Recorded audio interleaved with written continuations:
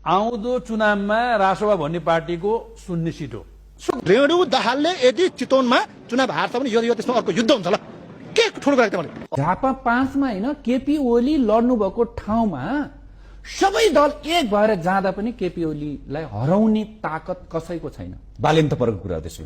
बालेन त फरक कुरा, उहाँको त जमानत जफत हुन्छ, लेखेर राख्नुस्, जमानत जफत गराइदिन्छु हामी। राष्ट्रपा त कुनै प्रतिस्पर्धी दलै होइन, हेर्नुस्, अहिले त म मान्दिनँ। यो त उही फेसबुकमा मात्रै प्रतिस्पर्धा हो। गुगलमा राप्रपासँग प्रतिस्पर्धा छ र भूगोलमा छैन।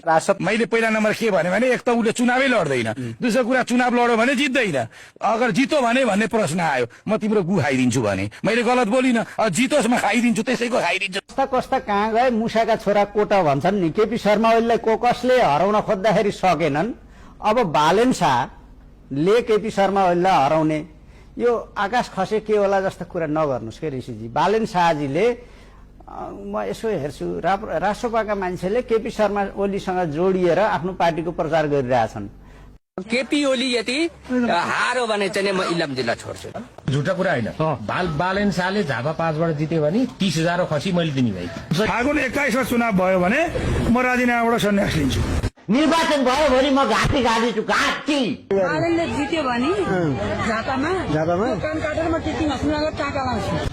20 देखि 25,000 मतले उहाँले जित्न सक्नु भएन छ भने तपाईहरुलाई अगाडि मिडियाका अगाडि यो कुरा मैले तपाईहरुलाई साँची राखेर यो कुरा गर्छु। मलाई कहाँ झुन्याउनु पर्छ? 20 देखि 25,000 मतान्तरले जित्नु भएन छ भने निर्वाचनको मत परिणाम आका दिन म झुन्निन तयार छु। फागुन 21 तपाईँ इलेक्सन गर्न सक्नुहुन्छ, म लेखेर दिन्छु यो रेकर्डमा तपाईहरुलाई अगाडि राखेर।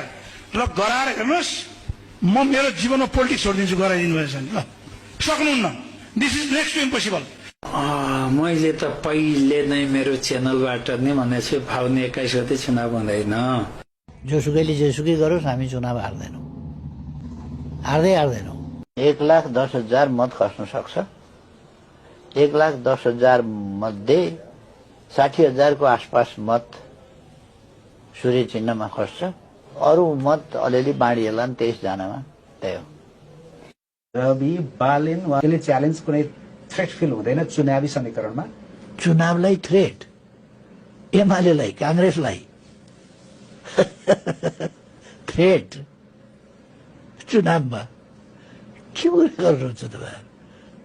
फेरि पनि एमाले सरकार, फेरि पनि ओली सरकार, फेरि पनि पुराना भनिएका पार्टीहरूको सरकार।